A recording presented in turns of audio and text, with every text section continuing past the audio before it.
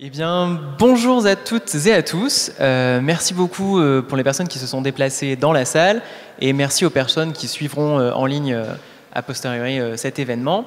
Donc là, on est dans le cadre des universités de printemps de l'association Un bout des médias que je représente ce soir. C'est le 3e événement de la semaine. N'hésitez pas à suivre les autres événements qui vont arriver ou à les retrouver en ligne. Et c'est la 2e table ronde qui est organisée. Ce soir, nous parlerons de l'audiovisuel public et des réformes qui sont envisagées ou qui pourraient être envisagées. Et pour ça, nous avons donc 3 invités de marque que je remercie grandement d'être venus. Alors, je vais faire dans l'ordre d'éloignement par rapport à moi. Nous avons premièrement Sophie Taillé-Polian. Bonjour Sophie, donc tu es députée, membre du groupe écologiste et social de l'Assemblée nationale et au sein de l'Alliance du Nouveau Front Populaire. Tu as été très engagée sur la question des médias depuis assez longtemps. J'ai notamment noté une proposition de loi 2023-2024 qui visait à protéger la liberté éditoriale dans les médias.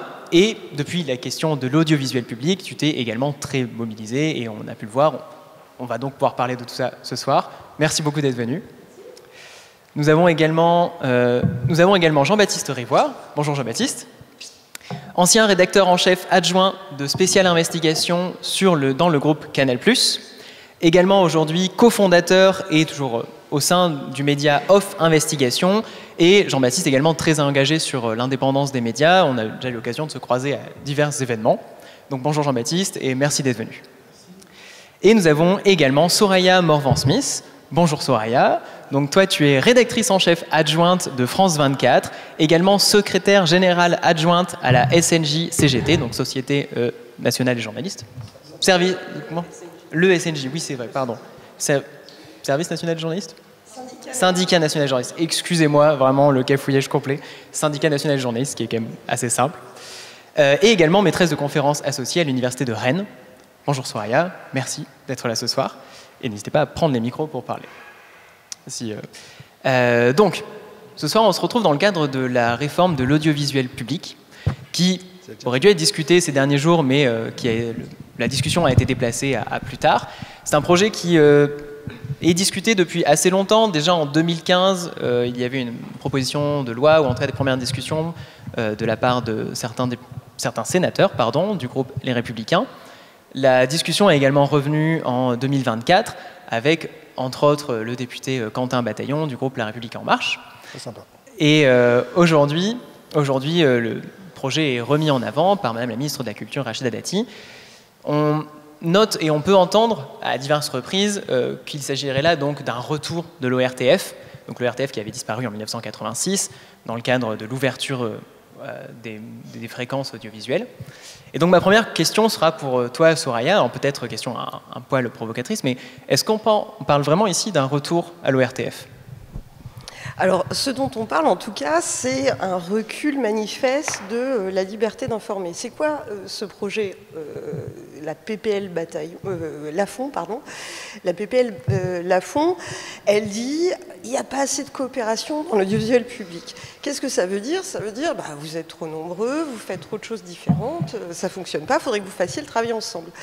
Et alors, Sophie Taillé-Polian en parlera mieux que moi, mais pour avoir assisté au débat parlementaire, moi j'étais absolument frappée par le manque de connaissance de nos métiers et des spécificités des entreprises de l'audiovisuel public. En gros, qu'est-ce que ça va faire ce projet ?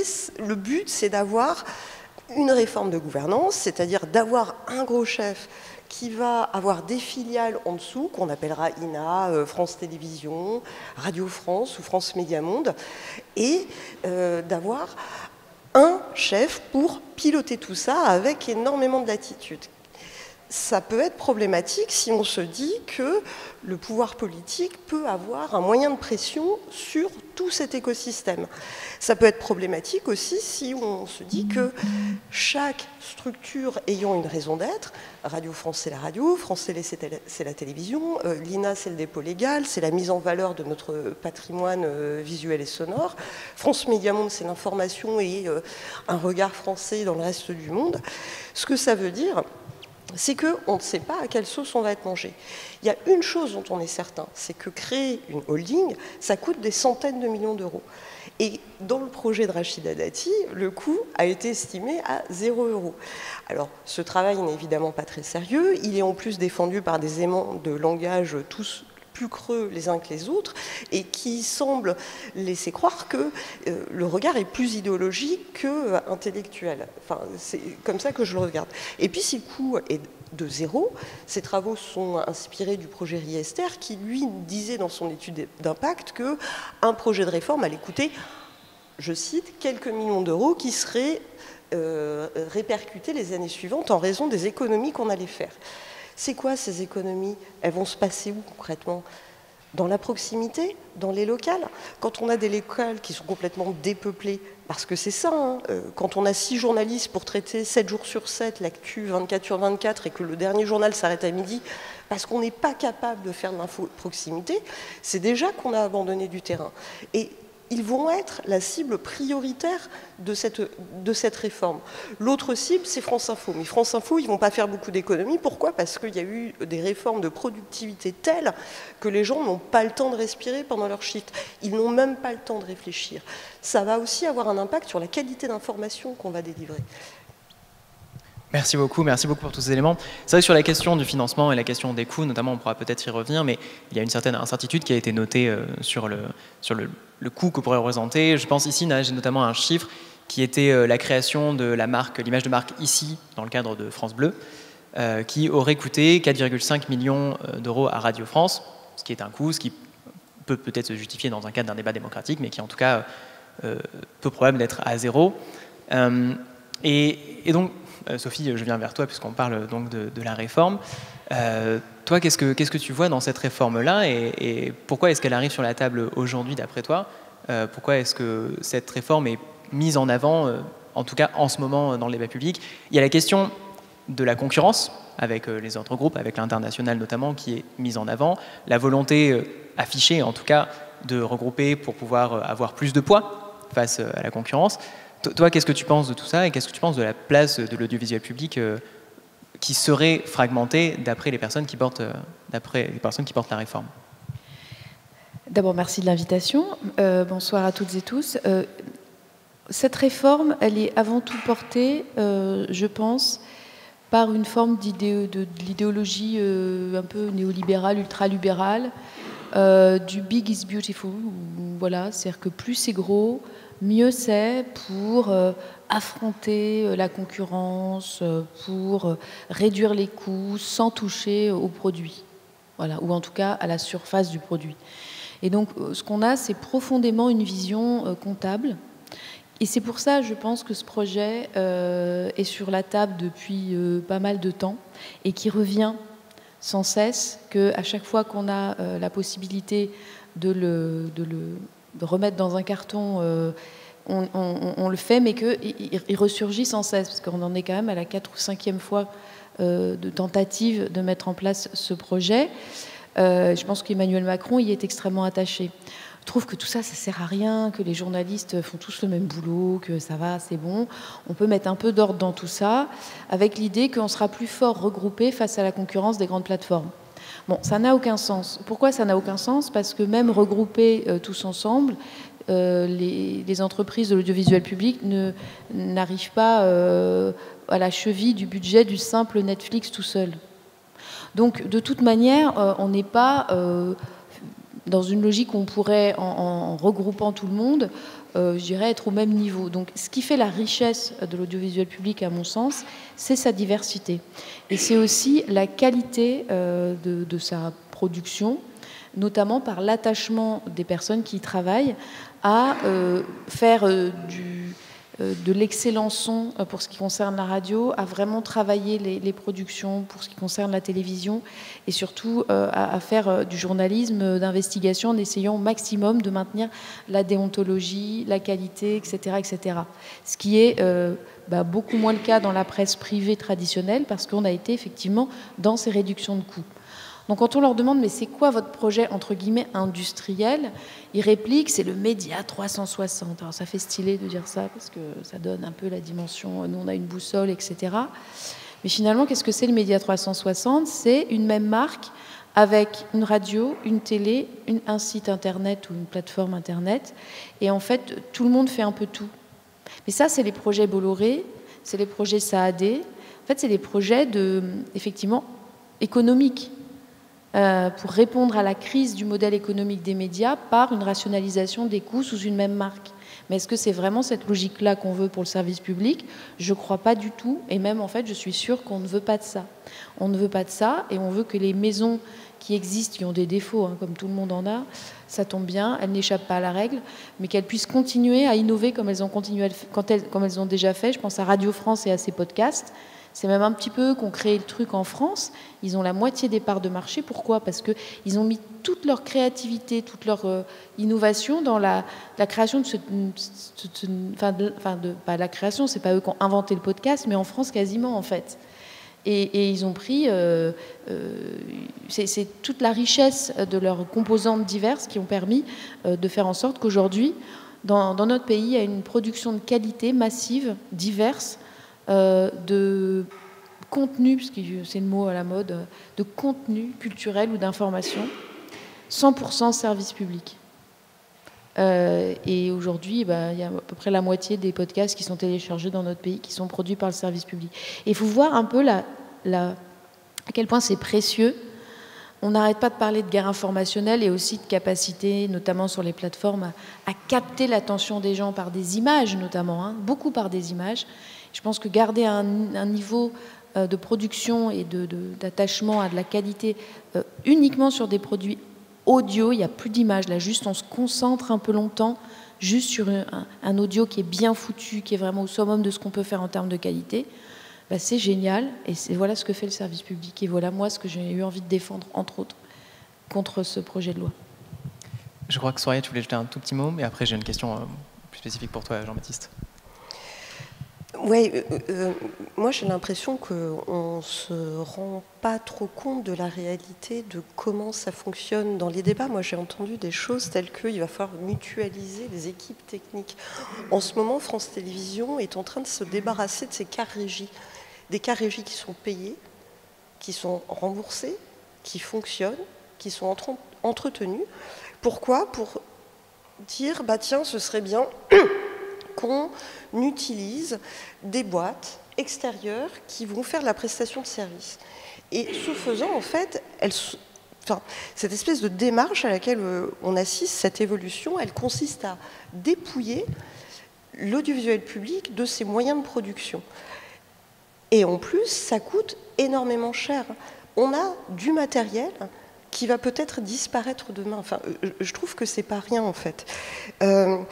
Et puis, dans ce que j'ai entendu, dans l'idée de mutualiser des équipes locales, etc., ils ont l'impression qu'un journaliste qui va faire un reportage télé va faire un reportage radio qui, par ailleurs, prend une journée à faire. C'est quand même surprenant. J'ai entendu des députés parler de mutualiser les équipes techniques. Mais c'est quoi leur idée ? C'est-à-dire qu'à partir du moment où il y a un ingé son dans l'équipe télé, il faut qu'il se coupe pour faire le sujet radio qui ne sera pas le même.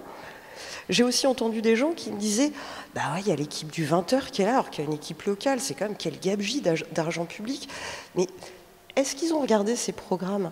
Ces programmes, c'est les programmes de ceux qui n'ont rien. Pardon. Je vais essayer de parler plus fort. Alors ça, je ne maîtriserai pas parce qu'il faut des techniciens de qualité. Donc, investir dans les moyens techniques, c'est le sens de mon intervention. Merci beaucoup. Et alors, Jean-Baptiste, du coup, qui a un point de vue... faut que je parle assez fort. Jean-Baptiste, donc, qui a un point de vue un peu presque parallèle, je pourrais dire, puisque toi, du coup, tu as été au sein du groupe Canal+. Maintenant, tu es... dans un média indépendant, pas à ton compte, mais en tout cas dans un média qui est indépendant, qui vit par lui-même. Toi, quel est ton point de vue sur l'audiovisuel public ? Parce que du coup, tu as été en contact avec parfois. Est-ce qu'il y a des enjeux de concurrence ? Est-ce qu'il y a des enjeux de travail ensemble ? Et est-ce qu'il y a... Enfin, quel est le point de vue d'un média indépendant par rapport à ça ? Et également, peut-être que tu pourrais nous faire un retour d'expérience sur... on parlait donc de projet Bolloré tout à l'heure, donc de ton expérience au sein de Canal+, et de sortie de Canal+, du coup. Moi, j'ai commencé à France 2 et France 3. J'ai commencé par passer un an dans tous les bureaux régionaux de France 3 comme journaliste reporter d'images en 91-92, et puis à France 2 aussi. Puis après, je suis parti à l'agence CAPA et Canal+.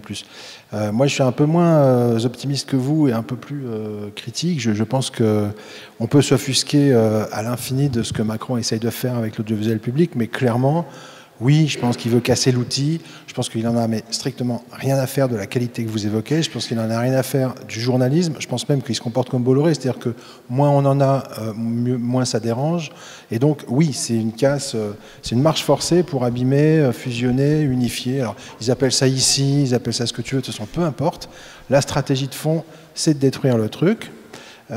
Et donc, bon, enfin, je vous admire beaucoup de passer beaucoup de temps à parler avec tous ces gens, mais je pense que la violence du projet est supérieure à tout ça. Alors après, bon, en gros, je pense qu'il n'y aurait pas d'audiovisuel public, à la limite, ça ne les dérangerait pas. Donc, voilà, donc là, évidemment, ils ne vont pas dire demain matin, on va tous vous égorger. Ils disent non, mais on va rationaliser avec Rachida, on va faire un truc mieux, mais ça va être plus mieux. Bon, tout ça, c'est du baratin, c'est de la propagande, c'est n'importe quoi. Et en fait, ils veulent unifier, réduire les coûts, hein, parce que quand on dit, enfin, ils nous disent on va être plus fort face à Netflix, enfin, comme tu disais, c'est juste n'importe quoi. Netflix, c'est 180 pays, c'est une organisation mondiale.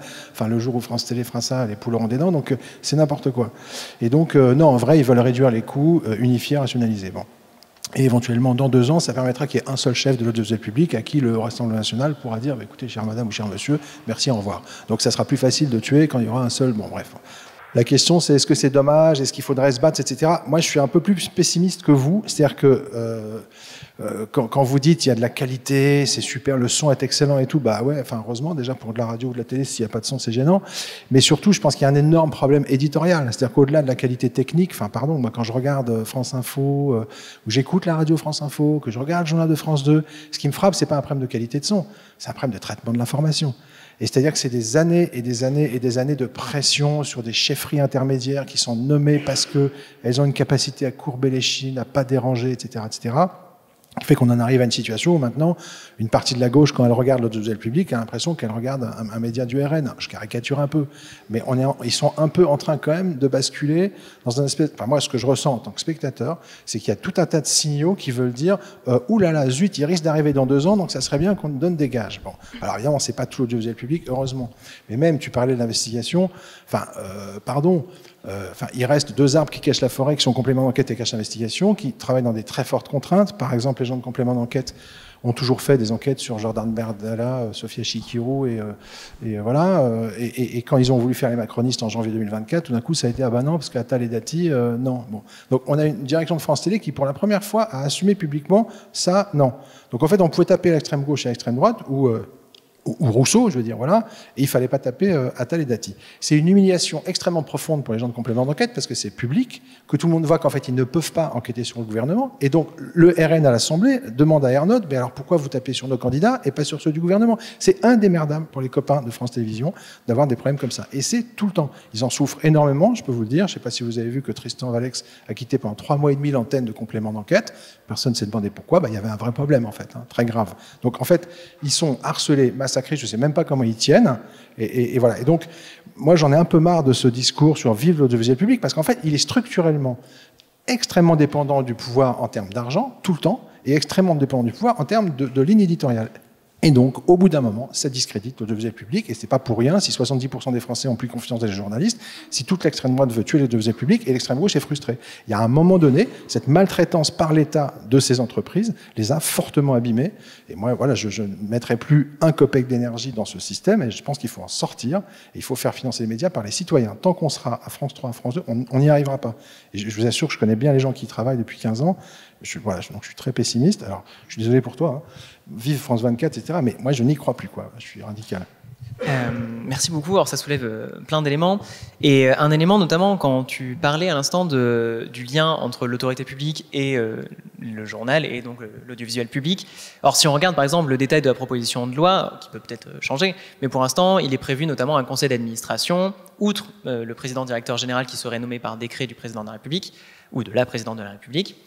11 membres du conseil d'administration avec un député, un sénateur, un fonctionnaire, 2 administrateurs, 2 personnalités indépendantes, 2 représentants des salariés et 2 personnalités qualifiées.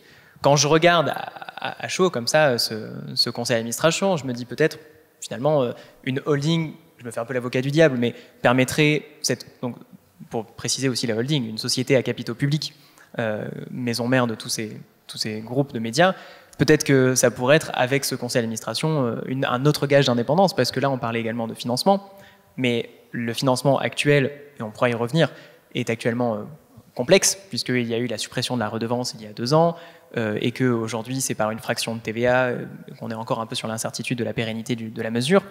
Mais donc, je me fais volontairement un peu l'avocat du diable, mais est-ce que finalement cette holding ne serait pas un moyen de garantir au contraire plus d'indépendance? Et la question va aller pour toi d'abord, Soraya, dans ton travail au quotidien, qu'est-ce que tu vas voir? Alors je sens que ma question est volontairement un peu provocatrice. Non mais en fait, c'est des questions absolument cruciales, centrales, et avec des choses justes aussi dans ce que dit Jean-Baptiste. Moi, je suis journaliste à France 24 et j'ai la chance d'être chef adjointe. J'ai pas toujours eu ce statut. Pendant longtemps, j'ai été pigiste, avec une voix au chapitre dans le débat éditorial qui était quand même relativement limité. Le journalisme, c'est comme la sociologie, c'est un sport de combat. Et les rédactions, elles subissent les mêmes soubresauts que le reste de la société. Donc il faut être très très conscient de ça. Si on ajoute le fait que des gens qui ont fait Sciences Po sont pas nécessairement politisés, ça vous apporte une autre couche. Si on parle aussi de la transformation des rapports que l'on a aux sources aussi, qui conditionnent de façon de plus en plus dure. On parlait du rapport d'Emmanuel Macron aux journalistes. Un des premiers trucs qu'a voulu faire Macron, quand il est arrivé à l'Élysée, c'est de dégager la salle de presse absolument décatie dans cette aile à droite de l'Élysée, parce qu'il trouvait que ils étaient un peu trop proches. Parce que c'est vrai qu'on croisait des conseillers dans cette espèce de cagibi, et la conf de presse du Conseil des ministres, elle a lieu à l'extérieur de l'Élysée, à quelques centaines de mètres, il faut sortir du bâtiment.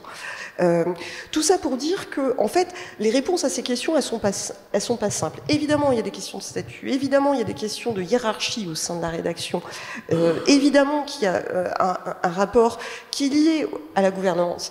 Et évidemment que la question du financement, quand il ne faut pas se battre tous les ans pour une question de financement pour un service public qui est en plus a priori écrit comme une garantie faite aux citoyens d'une information indépendante garantie par le règlement européen sur la liberté des médias.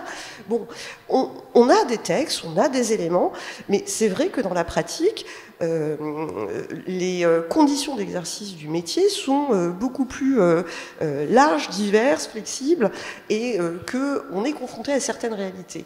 Moi, dans la réalité de mon métier, j'ai la chance d'avoir une autonomie totale, en fait, dans ce que je fais. On a une ligne éditoriale, évidemment, mais s'il y a des prises de décision, s'il faut choisir les titres, mon directeur, il ne vient pas m'appeler pour me dire « t'as fait une erreur, là ».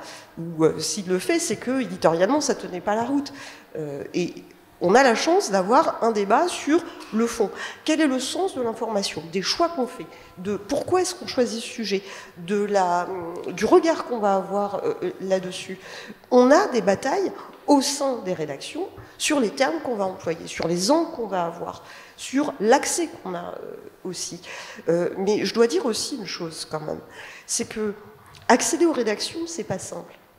Et que l'image des rédactions n'est pas nécessairement celle de la société. Et qu'on est tous collectivement responsables de ça. Est-ce que les offres d'emploi sont visibles de façon publique? Est-ce que le processus de sélection est clair? Est-ce que lorsqu'on dit qu'on promeut la diversité en prenant des alternants, on arrive à les fidéliser? La vérité, c'est qu'en fait, ce sont des gens sous-payés qu'on remplace par d'autres. Et que ça a un effet dans la représentation, dans la composition sociale des rédactions. Ça aussi, ça joue. Merci beaucoup. J'ai vu que tu avais commencé à réagir, Sophie. Je parlais notamment de la question du financement, peut-être, ou non, mais plus en réaction à ce qu'a dit Jean-Baptiste, parce que c'est évidemment fait pour ça, peut-être d'ailleurs.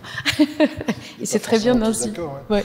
Non, mais non, on n'est pas forcément tous d'accord, mais en même temps, nous là, ce qu'on fait, et peut-être que tu as raison, c'est important de dire que là, on est en défense d'une comme d'ailleurs beaucoup de fois en ce moment, hein, on a le sentiment à gauche, moi je représente la gauche, les écologistes, le nouveau Front populaire, peu importe, on défend plus qu'on ne propose. Et souvent en défendant, on oublie de proposer. tout à notre objectif de mettre les sacs de sable pour que la situation ne s'empire, on oublie peut-être aussi de parler de ce qu'on voudrait. Bon, parce qu'aujourd'hui, l'audiovisuel public dans ces différentes entreprises, on peut pas dire que ce soit parfait, ça c'est sûr.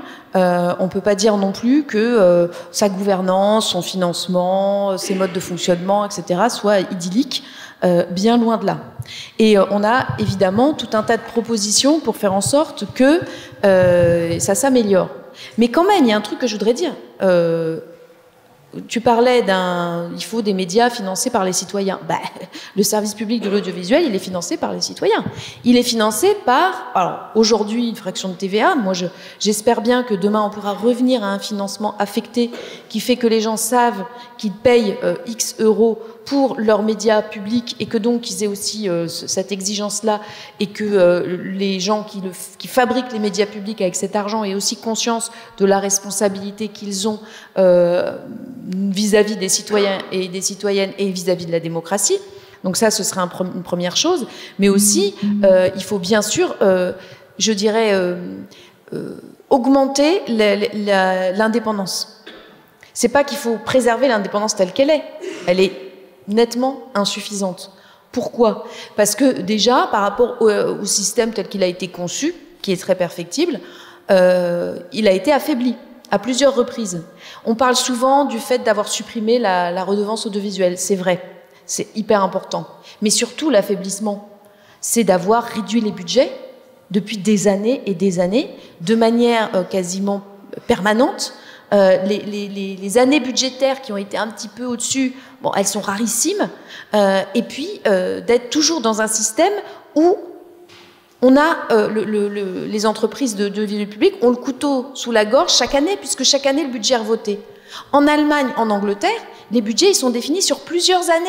Ça aussi, ça garantit l'indépendance. Quand on a une déconnexion du moment où ça vote et du moment où ça va et du moment où le budget est décidé, eh ben ça rend plus serein aussi. Quand on a une visibilité sur plusieurs années et que le pouvoir, même s'il change, ne peut pas y toucher, ben ça rend aussi un peu plus serein pour prendre des décisions éditoriales. Ça rend un peu plus serein pour investir dans l'investigation, etc., etc., etc. Il y a beaucoup de choses à mettre en place pour faire en sorte que la situation, elle évolue beaucoup pour qu'il y ait beaucoup plus d'indépendance. Donc je parlais du financement qui soit garanti dans la durée. Je parle aussi peut-être des modalités de désignation des dirigeants, de la façon dont les conseils d'administration sont, et là je reboucle avec ta question, sont organisés. Aujourd'hui, c'est nettement insuffisant. Il devrait y avoir des représentants des auditeurs, auditrices, etc. Il devrait y avoir plus de représentants du personnel. Moi, j'avais proposé Actuellement, aussi... on est à 2 représentants dans le projet de loi, juste pour rappeler, dans la proposition de loi, on est à 2 représentants des salariés sur 11 personnes. Voilà, des salariés, mais il n'y a pas les représentants des usagers. Et je dirais même, j'irais même au-delà. Il faut imposer d'autres types de choses. Par exemple, le fait que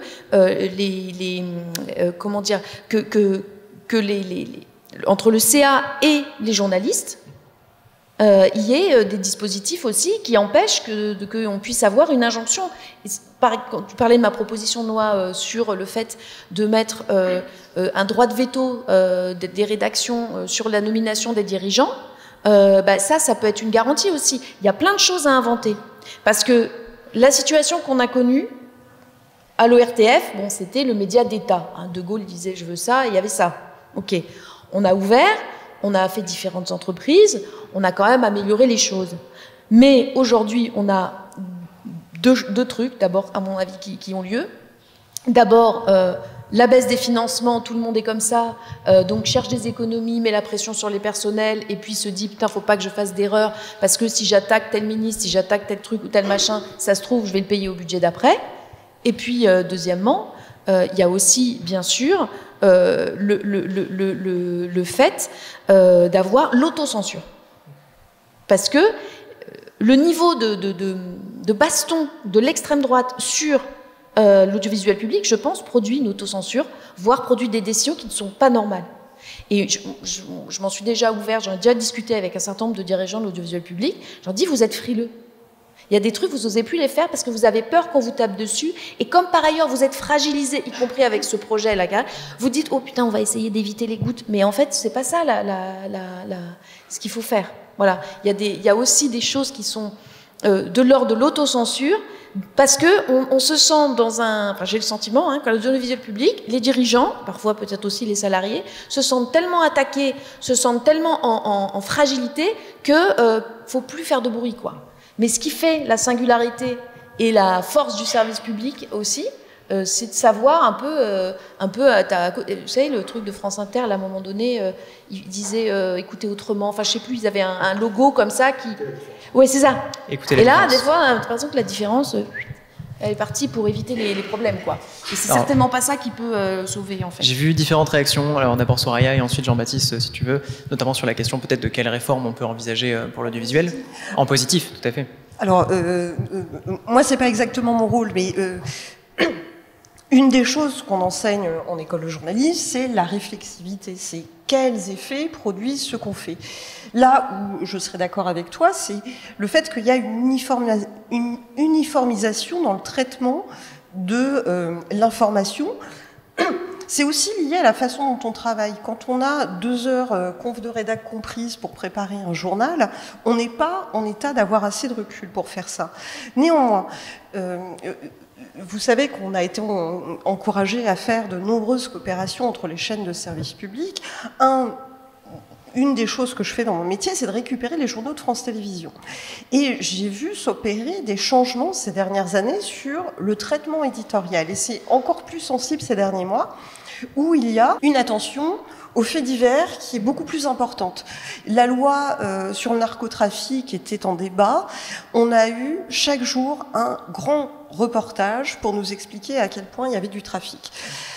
Et je me suis fait la réflexion que ces sujets, en fait, il manquait quelque chose, c'était quelle était la valeur de ce reportage au regard de la situation globale des problématiques de narcotrafic. Et en fait, en mettant une loupe, parfois, on propose un miroir déformant de la société, juste parce qu'on surfe sur certaines choses. Donc ça, c'est une réalité. Il y a aussi la question des chroniqueurs. La chronique, c'est pas du reportage, c'est pas du terrain. Fabrice Arfi, qui travaille pour Mediapart et qui a énormément travaillé sur le procès Sarkozy, Kadhafi, etc., enfin sur tout ce dossier qui est beaucoup plus large que ça d'ailleurs, et lui a été effondré de voir de la façon dont on parlait de ce sujet-là, parce que les commentateurs qui n'avaient pas assisté aux audiences, qui avaient des comptes rendus forcément partiels, arrivaient à avoir une opinion très construite sur des choses, et qu'en réalité, ça structurait les natures des débats. Un peu comme l'extrême droite arrive à mettre sur l'agenda des problématiques qui ne sont pas forcément des problématiques réelles en termes judiciaires, ou pas assez visibles. Enfin, pendant un temps, beaucoup de chroniqueuses judiciaires expliquaient qu'en fait, les tribunaux étaient blindés de violences faites contre les femmes, etc., et qu'on s'intéressait à tel ou tel trafic qui n'avait rien à voir et qui n'étaient pas forcément les plus importants sur le tableau global. Et donc, il y a une histoire d'échelle aussi, d'être capable de dire quelle est l'échelle dans ce qu'on fait. Mais c'est aussi vrai du point de vue politique. Quand on a des commentaires dans un 20h d'une responsable de rédaction qui dit « la justice y est allée un peu fort », elle envoie un message. Mais au nom de quoi est-ce qu'on dit ça? Est-ce que c'est l'opinion de quelqu'un qui a un statut et qui donc va pouvoir exposer cette opinion? Ou est-ce que c'est le travail rigoureux d'un journaliste qui a fait son travail de recherche et qui essaye d'en apporter la vision la plus honnête? Avoir ce travail d'influence, ça n'est pas exactement du journalisme. Et donc tu penses, toi, qu'il y a une influence actuellement, en tout cas soit par les autorités, soit par la pression qui sont sur les journalistes, il y a une déformation, tu nous témoignais tout à l'heure, de certains sujets qui sont mis en emphase peut-être? Tu trouves qu'il y a déjà cette déformation qui est mise en œuvre, qui est assez, peut-être assez forte? Quel est ton point de vue actuellement sur, de manière peut-être plus large, l'influence des pouvoirs publics sur le cadrage des thématiques? Est-ce que toi aujourd'hui tu le vois dans ton travail quotidien? Et après je reviens sur question de Jean-Baptiste que j'ai gardée en tête. Alors ça, c'est une question éternelle de comment est-ce qu'on on fait la part des choses entre l'agenda politique et la hiérarchisation éditoriale. Est-ce qu'on est dépendant d'un agenda? Bien sûr. Est-ce qu'on a le temps de s'en distancier? Pas toujours. Mais par ailleurs, il y a des réflexes journalistiques aussi qui consistent à reprendre des choses et Bourdieu parlait de la circulation circulaire de l'information, il n'avait pas tort. Enfin, c'est quelque chose qui nous fait tous un peu rire et en même temps rire jaune parce que c'est aussi une réalité. Il y a des espèces de modes de mise en lumière de certaines problématiques dont on a parfois du mal à se dépêtrer. Et ça demande, pour réussir à s'en extraire, d'avoir de la force et d'avoir une colonne vertébrale solide, mais aussi les moyens dans ces rédactions, et c'est pas toujours le cas. Demandez aux gens qui bossent chez Prisma, aux gens qui bossent chez TF1, aux gens qui bossent chez Bolloré, s'ils sont capables d'apporter autre chose. Merci beaucoup. Et donc là, la question de moyens revient un petit peu. Et tout à l'heure, Jean-Baptiste, tu parlais d'un financement par les citoyens. Est-ce que tu peux revenir? Parce que finalement, Sophie avait, d'une certaine manière, une fraction de TVA ou un impôt, c'est un financement par les citoyens, parce que c'est le contribuable public. Alors du coup, à quoi faisais-tu référence spécifiquement dans ce cadre-là? Et toi, est-ce que tu avais derrière la tête une idée, en tout cas, de réforme sur l'audiovisuel public? Puisque du coup, je reviens un peu sur ce thème-là. Oui, c'est un financement par les citoyens, mais c'est les politiques qui gouvernent les médias publics. Donc c'est quand même très compliqué. C'est-à-dire que oui, c'est sûr que ceux qui payent, c'est ceux qui sont en bas. Mais le problème, c'est qu'il y a un énorme problème de démocratie dans la gouvernance qui fait que ça ne peut pas fonctionner. Et moi, je suis un peu effrayé quand je vois, soit je vous écoute, soit je vois comment fonctionnent les collègues de l'audiovisuel public, qui sont quand même extrêmement domestiqués par le pouvoir, qui courbent les chines, qui protègent leur boulot, qui essaient de trouver des arrangements pour pas le perdre, etc. Mais enfin, pardon, vous vous rendez compte du danger de ce système? C'est-à-dire que si demain le RN arrive au pouvoir, en France, mais ils ont à leur main, je suis désolé de vous le dire, des médias publics extrêmement importants. Mais du coup, comment se protéger de ça? Ils vont nommer les rédacteurs en chef de France Info, de France 2, de France 24, et tout le monde va marcher au pas. Alors, il y aura peut-être des résistances, mais la vérité, c'est que c'est un outil au service de l'État qui ne peut pas être aussi dépendant du pouvoir politique. Alors là, c'est Macron. Bon, c'est peut-être moins grave, mais enfin, ça pense qu'on en pense. Mais en tout cas, ce fonctionnement, cette servilité, cette emprise du président actuel, parce qu'il a forcé le trait, mais je veux dire, c'était pareil, c'est avec Sarkozy qui avait supprimé la moitié du financement de l'audiovisuel public en essayant de supprimer la pub pour faire plaisir à TF1. C'était déjà une très grande violence pour les collègues de l'audiovisuel public. Bon, Hollande, ça a été une petite phase un petit peu plus calme, tant mieux. Et là, ça recommence dans une violence terrible avec Macron dès son arrivée au pouvoir. Il supporte pas un sujet de complément d'enquête qui raconte que les photos de sa femme sont retouchées. Il supporte pas un cache d'investigation qui raconte comment son principal soutien, Xavier Niel, piétine les salariés au Maroc dans ses centres d'appel et il pousse un énorme coup de gueule fou de rage en octobre 2017. Il va refuser que les fauteuils de complément d'enquête s'installent à l'Élysée, etc. Et il va finir par dire, de toute façon, l'audiovisuel public, c'est la honte de la République. Et il sert en cela les intérêts d'un certain nombre de puissants milliardaires de presse qui ne supportent plus les émissions d'investigation de France Télé. Mais dans ce cas, comment se garantir et comment protéger mieux l'audiovisuel public? À moins de le privatiser comme certains proposent, mais comment le garantir? Cash comme depuis le début. Je pense que c'est une machine très dangereuse parce que il faudrait donc supprimer l'audiovisuel public? Non, privatiser? Je dis que les changements politiques en France, ça peut arriver, voilà, et que demain, il y aura des milliers de journalistes qui vont être gouvernés peut-être par Marine Le Pen. Donc il y a un véritable problème. Donc c'est urgentissime soit de recréer une indépendance, mais toutes vos idées sont bonnes. Mais pardon, vous prêchez dans le désert. Macron, il veut pas. Voilà. On est dans un pays où il y a un président qui est puissant, le mec, il veut pas. Et donc, il veut pas. Et donc, il va tout s'aborder jusqu'au bout, jusqu'en 2027, il veut pas. Donc, moi, je pense que la seule façon de s'en sortir, c'est voilà, cette gouvernance est extrêmement toxique et dangereuse parce qu'elle dépend trop de l'État, quoi. Alors, je sens des réactions. D'abord Sophie, ensuite Soraya, et après, on passera également, une petite annonce aux questions dans la salle. Donc, commencez peut-être à y réfléchir. Éventuellement, peut-être mettez-la sur papier et certaines associations à bout des médias peuvent les récupérer de manière à me les amener sur le plateau. Donc Sophie. Non mais oui, on a bien vu que Macron voulait pas, et on a bien vu qu'il avait demandé à Madame Dati de faire le travail. Donc nous, en attendant, on essaye de l'empêcher. Donc ça, c'est la première chose, d'empirer la situation. Ça ne veut pas dire que, une fois arrivé au pouvoir, si jamais on a la force de le faire, j'espère, et qu'il y a beaucoup de choses qui seront nécessaires, et notamment l'unité de la gauche et des écolos, mais bon, c'est un autre sujet. Quel est le projet ? Donc le projet, je l'ai dit, pour l'audiovisuel public, mais c'est aussi un projet de renforcement des médias indépendants, de lutte contre la concentration, bref, de plein de choses dont on pourra détailler, mais je suis sûre qu'il y a énormément d'ateliers, de débats dans le cadre de ces universités de printemps. 2-3 propositions dans ce sens. Voilà, qui listent tout ça. Et bien entendu, à mon sens, il faut un audiovisuel public et non pas un média d'État. Donc il faut mettre beaucoup de garanties pour que l'argent des citoyens, citoyennes soit utilisé de manière indépendante par des collectifs de travail avec ces valeurs-là vissées au cœur et au corps. Et puis il faut aussi des médias privés au sens simple du terme qui fonctionnent en ayant des garanties d'indépendance vis-à-vis de leurs actionnaires. Le mieux étant qu'il y ait foisonnement, floraison, développement de médias réellement et totalement indépendants, c'est-à-dire financés uniquement par leurs abonnés. Et ça aussi, il faut leur donner des possibilités de se développer en leur garantissant notamment que les aides à la presse aillent pas au privé lucratif, quoi. Voilà, et au privé idéologisé. Voilà, donc il y a plein de sujets sur la table qui ne se résument certainement pas uniquement au fait d'éviter que cette loi ne soit adoptée. Alors, Soraya, je t'ai vu réagir, et juste après Jean-Baptiste. Oui, alors Sophie m'a coupé un peu l'herbe sur le pied. Non, mais d'abord, je voudrais d'abord la remercier parce que on a quand même eu une offensive assez violente ces derniers mois. Et si on a obtenu, alors c'est quand même la nouvelle qu'on peut partager depuis hier, enfin c'est quand même la nouvelle, c'est que le projet de loi qui vise à réformer l'audiovisuel public a été retiré de l'agenda parlementaire par le gouvernement cette semaine.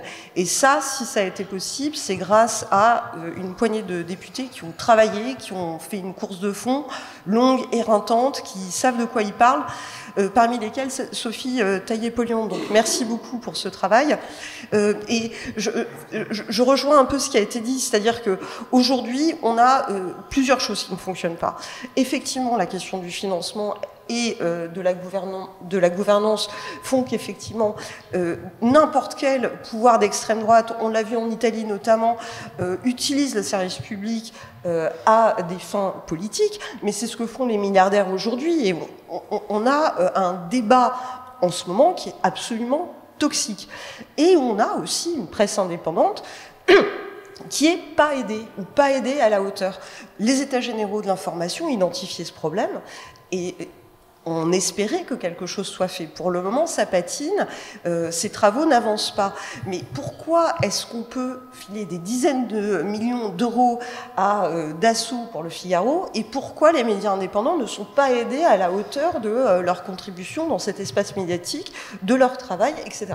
Enfin, Pour prendre un exemple très précis, Bernard Arnault, donc patron de LVMH, est l'homme le plus riche de France ou du monde, selon les périodes, mais c'est aussi l'homme le plus subventionné en France pour ses journaux déficitaires qui couleraient si l'État et lui-même n'étaient pas en train en permanence de les remettre à flot à coût de millions d'euros.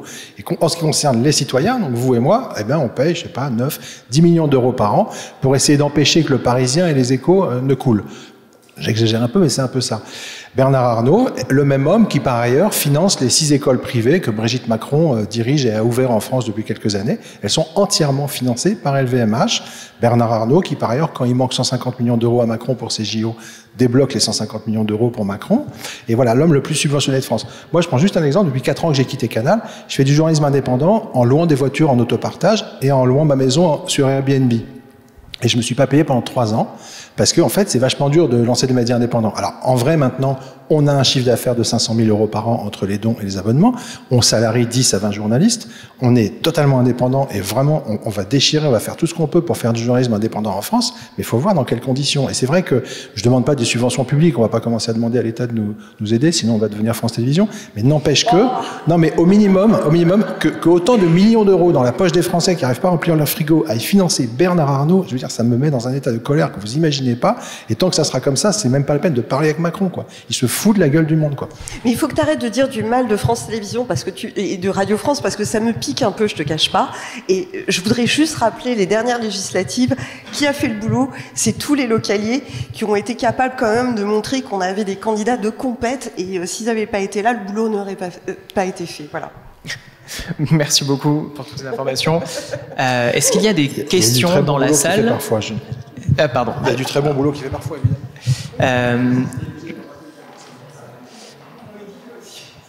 Je crois qu'il y a des questions.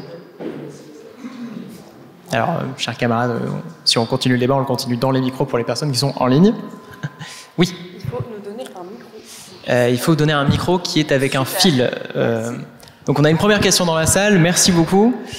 Et donc, la parole est à vous, monsieur.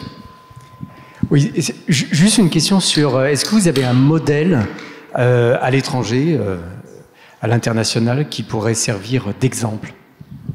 Merci beaucoup. Alors, Sophie, tu veux réagir? Je sais par exemple qu'il y a donc le RAI ou la RAI, qui est l'équivalent d'audiovisuel public en Italie, la BBC en Angleterre. Peut-être que je dis des bêtises. Sophie. Alors, pour ma part, je ne vais pas dire qu'il y a un modèle de médias publics en termes de capacité à dire si c'est de la bonne qualité ou pas, parce que j'en sais rien, je ne les connais pas, je ne parle pas la langue, tout ça, etc. Par contre, il y a un truc dont il faut qu'on s'inspire, c'est le modèle allemand, parce qu'il y a une prévisibilité à plusieurs années. Alors c'est un peu particulier parce que les médias publics sont aussi liés aux régions. Et donc l'État allemand étant un État fédéral, il y a une autre histoire politique évidemment à prendre en compte, mais il y a quand même un budget qui est voté pour plusieurs années, et ça c'est le cas aussi de la BBC. Mais ce qui est intéressant, c'est qu'il y a une commission indépendante qui regarde si le budget et les missions qui sont demandées par les politiques, parce que si c'est de l'argent public, c'est normal que les députés disent on vous demande de faire de l'information, de la diversité culturelle, si, ça, blabla, et fixe la liste des orientations.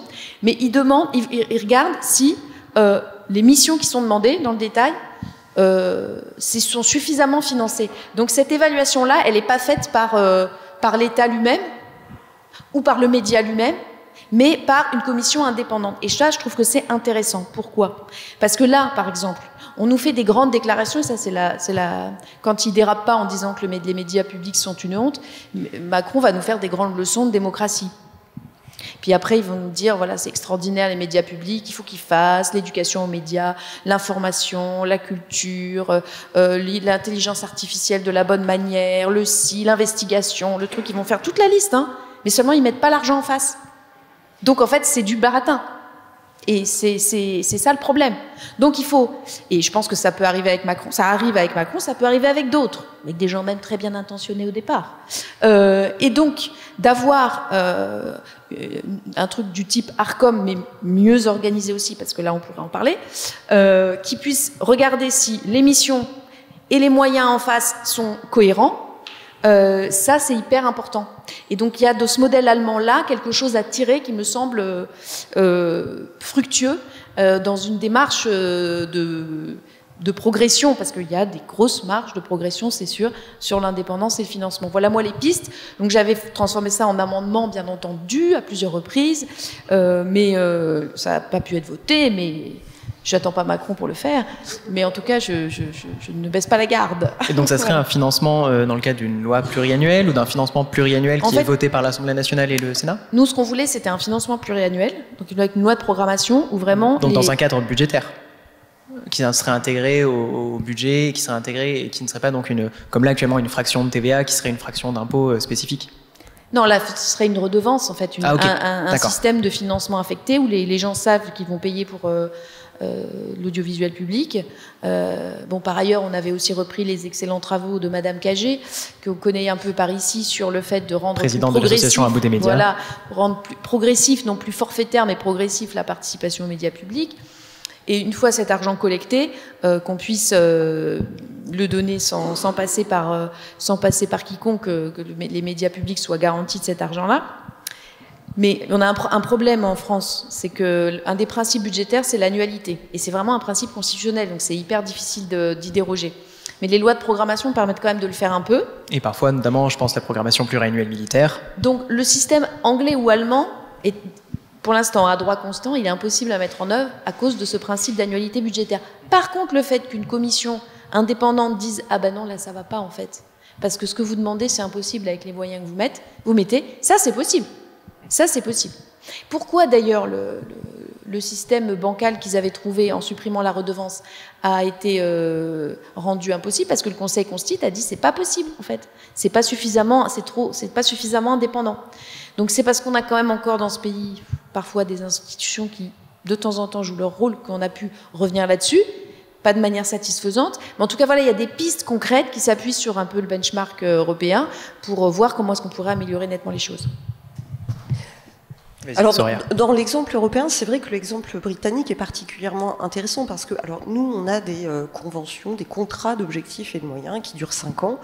Il faut savoir qu'Emmanuel Macron, dans sa tête, en fait, les contrats d'objectifs et de moyens, ils devaient être négociés à peu près 18 mois après chaque présidentielle. Le temps pour l'exécutif de construire une version de ce qu'il imaginait être l'audiovisuel public.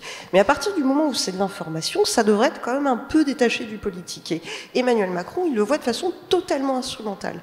Là où l'exemple britannique est hyper intéressant, c'est que en ayant ces contrats d'objectifs et de moyens de 10 ans, quand il y a eu une offensive réactionnaire contre la BBC, qui a subi des attaques de toutes parts, hein, il faut le dire, eh bien, ça a donné un peu de latitude à cette structure pour ne pas être affectée tout de suite. Ces contrats d'objectifs et de moyens ont en fait servi de protection. En Suède, c'est 8 ans. Et ça, c'est vraiment un outil. Alors, effectivement, en France, on a quand même quelques contraintes techniques, on va dire, mais on a aussi l'Inspection générale des finances, qui n'est pas connue pour son gauchisme, qui explique à quel point, dans ses rapports, l'audiovisuel public est fragilisé par ce qu'ils appellent des ajustements infra-annuels. Comprendre que l'État s'engage sur certaines choses et revient sur ses objectifs et finalement ne finance pas correctement. Ça s'est passé cette année aussi. Toutes les entreprises de services publics devaient travailler à leur transformation numérique. Les entreprises ont engagé ces investissements et les versements qui devaient permettre de les régler n'ont pas eu lieu. C'est quand même un truc fantastique. Et donc, qu'est-ce qui s'est passé concrètement? Je peux vous dire chez nous ce qui s'est passé, c'est qu'on a réduit la couverture. Alors, il fallait partir en mission parce qu'il y a des terrains à couvrir. Ah ben non, on va pas les faire. Ah ben non, on va réduire ici, on va réduire là. Et puis, ben, on se demande quels vont être les services qu'on va virer. En fait, nous, on en est à se poser ce type de questions. Sur la façon de protéger l'information et l'audiovisuel public, évidemment que la gouvernance, elle est hyper importante. Mais, par ailleurs, enfin, c'est ce que je disais un peu tout à l'heure, c'est que tant que les rédactions fonctionnent avec un tiers des journalistes qui sont précaires, avec des gens qui sont assez bourgeois, qui finissent par être des managers complètement déconnectés des terrains, des reporters qui sont sur place, tant que les gens sont hyper peu protégés, tant que la pige sera à 60 € brut chez RFI à peu près, et qu'il faut bosser 3 jours pour pouvoir vendre ce reportage, tant que les gens crèvent la dalle pour bosser et qui sont dans des situations hiérarchiques impossibles, et ben en fait, tant que ce système fonctionnera, l'information sera affectée par ces conditions. Merci beaucoup. Est-ce qu'il y a d'autres questions dans la salle? Alors bon, en tout cas, ce soir, on peut voir qu'on a abordé les questions de financement. Je vois qu'il y a une question. Les questions également de garantie de l'indépendance, également les questions du lien avec les médias indépendants ou médias privés. Beaucoup de choses ont été abordées. Vous la parole, monsieur. Oui, merci beaucoup à tous les trois. J'avais des petites questions, en me faisant aussi un peu l'avocat du diable peut-être, pour un peu creuser le sujet, notamment Soraya. Vous avez dit au tout début que la réforme de l'audiovisuel public c'était une attaque. Vous m'entendez bien? Excusez-moi. Vous m'entendez bien? Oui. Je vais essayer de parler plus fort alors. Vous avez dit au début que c'était une attaque et que c'était une attaque en termes de mutualisation des équipes techniques. Mais est-ce qu'il n'y a pas quand même des choses à aller chercher au niveau des mutualisations, non pas des équipes, mais des équipements techniques? De manière toute bête, j'imagine qu'il va y avoir des ordinateurs chez France Télé comme à Radio France, et j'imagine qu'il y a des contrats qui sont signés, par exemple avec Microsoft. Est-ce que faire des contrats mutualisés, par exemple, entre les différents acteurs de l'audiovisuel public, ça permettrait pas d'économiser? Et si jamais c'est réinvesti pour justement permettre des piges plus importantes ou des situations économiques plus importantes, est-ce que ça serait pas quand même bénéfique d'explorer des pistes de mutualisation technique? Donc Soraya, sur la question de la mutualisation des moyens éventuels, notamment techniques. Alors il y a une direction des achats qui est en lien en fait entre toutes les entreprises du service public, donc en fait ça existe déjà.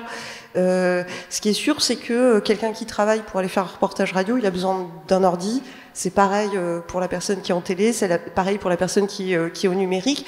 Par contre, tous ces achats, ils ont été mutualisés, mais depuis longtemps en fait. Pareil sur la cybersécurité, on a des équipes qui travaillent sur les questions spécifiques à chaque groupe, mais qui sont coordonnées.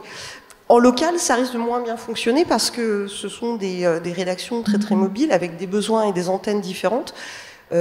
S'il fallait les coordonner, en fait, ce que ça voudrait dire, c'est qu'il faudrait une personne en plus pour assurer une conf de plus pour pouvoir dispatcher tout le monde. Et je suis pas certaine que le salaire d'un super coordinateur compense le fait que les gens sont hyper mobiles, hyper flexibles et avec une charge de travail énorme. Voilà. C'est vrai que, moi j'ai l'impression que les gens ne se rendent pas compte qu'en fait les gens de ces rédactions, en fait, ils ont un boulot mais démentiel, et que l'idée de dire on n'a qu'à les mettre ensemble, en fait ça va pas remplir l'antenne. Et si on n'arrive pas à remplir l'antenne, qu'est-ce qu'on va mettre? On va mettre les mêmes bavards qu'on voit sur tous les plateaux télé, et je suis pas certaine qu'en termes d'information ce soit une plus-value. Voilà. En tout cas pour le débat de ce soir, c'était une plus-value d'avoir une bavarde comme toi. Merci beaucoup. Est-ce qu'il y a une autre question? Madame, vous avez une question? Je vous écoute. Du coup, merci à vous d'être là ce soir. J'ai une question pour Jean-Baptiste. Vous aviez l'air assez négatif sur le service public, et je me demande du coup comment vous envisageriez le paysage médiatique. Est-ce que par exemple il faudrait privilégier les aides aux médias indépendants, ou comment on pourrait faire pour avoir un paysage médiatique qui serait assaini de pratiques que vous trouvez peut-être délétères pour l'information libre, etc. Merci. Bon, pour faire très court, moi je pense que des pouvoirs puissants n'ont pas intérêt à l'information. Alors on peut pas réduire un média à l'information, mais quand même l'information c'est important. Enfin moi c'est ce qui me concerne. Donc un pouvoir puissant n'a pas intérêt à l'information. Pourquoi? Parce que par définition, un pouvoir puissant, qu'il soit politique ou industriel, il est installé au sommet d'un système dont il profite tranquillement. Il n'a pas du tout envie d'être questionné, remis en cause, etc. Donc comme tu disais, Soraya, le boulot qu'on mène, c'est un combat quotidien. C'est un combat d'arrache-pied, on est des résistants, c'est un enfer, etc. Et on se bat contre tous ces puissants. Par définition, parce qu'on a un contre-pouvoir et que si on veut éclairer ce qu'ils font, il faut se battre, etc.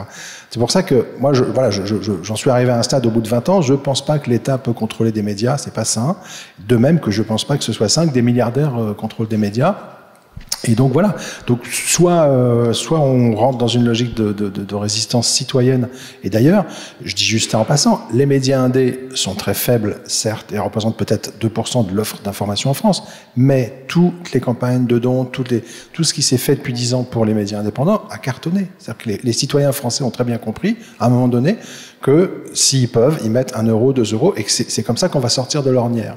Et donc ça marche. Blast est installé dans le paysage, ça marche. Nous, on a beau avoir très peu de moyens, on est en train de se développer, etc. Bon, Mediapart a 250 000 abonnés, je fais court. Mais moi, je préfère avoir, je connais pas spécialement les gens de Mediapart, mais je préfère avoir une rédaction où, a priori, leur argent vient de leurs lecteurs. Ils ont des journalistes, a priori, honnêtes. Ils font des conférences de rédaction. Ils sont peut-être pas tous d'accord. Ils font un travail que je trouve de qualité. Et je pense qu'ils se tapent pas les problèmes de harcèlement, de maltraitance que vous supportez au quotidien dans les médias publics ou privés, parce que c'est pas mieux chez CNews. Et donc, enfin, peut-être on a des rédactions qui commencent à pouvoir porter un regard avec, voilà, juste 90 journalistes. Il y en a peut-être 400 au monde, et Mediapart avec 90 journalistes, ils font quelque part le job. Voilà. Et donc, ça, pour moi, ça ne peut renaître que comme ça, et je pense que les citoyens commencent à le comprendre, et que donc ça va dans le bon sens. Alors je vois Soraya, tu réagis, donc je pense que ça va être la dernière prise de parole pour ce soir, et donc Soraya, vas-y, je te laisse répondre. Oui, peut-être ajouter un mot sur pourquoi est-ce que c'est comme ça aujourd'hui. C'est parce que on a une majorité qui est complètement à côté de la plaque sur ces questions d'information, qui n'en veut pas, qui a décidé qu'il fallait une économie de guerre et qu'il fallait un peu dépouiller tous les services publics. Donc c'est quand même un choix politique. Et puis c'est aussi un choix sur comment est-ce qu'on voit l'info et comment est-ce qu'on essaye de contrôler tout ça, alors avec un regard qui est complètement perché et ultra idéologique. Pardon, moi aussi j'aimerais d'être cash. Si tu veux un mot de clôture, vas-y Sophie. Moi aussi, c'est ma dernière. Alors, moi je crois profondément qu'il faut, comme dans beaucoup d'autres problématiques, champs sociaux, un service public de l'audiovisuel. Il ne sera jamais parfait. Il faut le bétonner en termes d'indépendance, lui donner de la prévisibilité financière pour assurer l'accès à une information, en tout cas de qualité, qui soit, je dirais, au niveau déontologique, les gens soient à peu près sûrs. Voilà.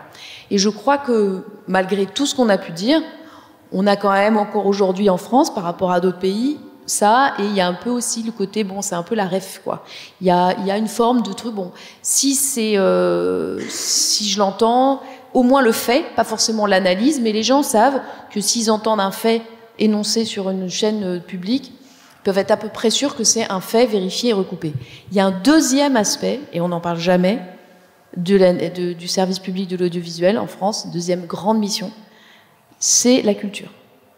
Et qu'on puisse avoir des endroits où on puisse accéder gratuitement à une culture, à la culture française dans le sens le plus beau, le plus large, le plus noble, c'est-à-dire qu'est-ce qui fait l'exception culturelle française, c'est son ouverture à toutes les cultures du monde et à la création, et ben ça c'est aussi extrêmement précieux.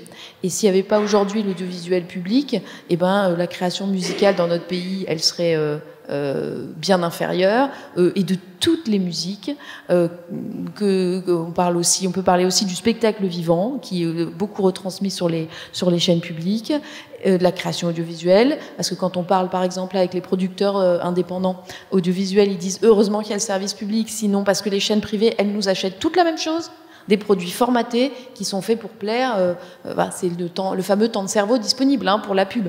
Donc s'il y a de la création audiovisuelle aujourd'hui dans notre pays, et d'ailleurs je pense que le nombre de boîtes de création indépendante, de boîtes de prod indépendantes de création audiovisuelle en France, il doit être supérieur à la somme de toutes les boîtes de tous les pays européens.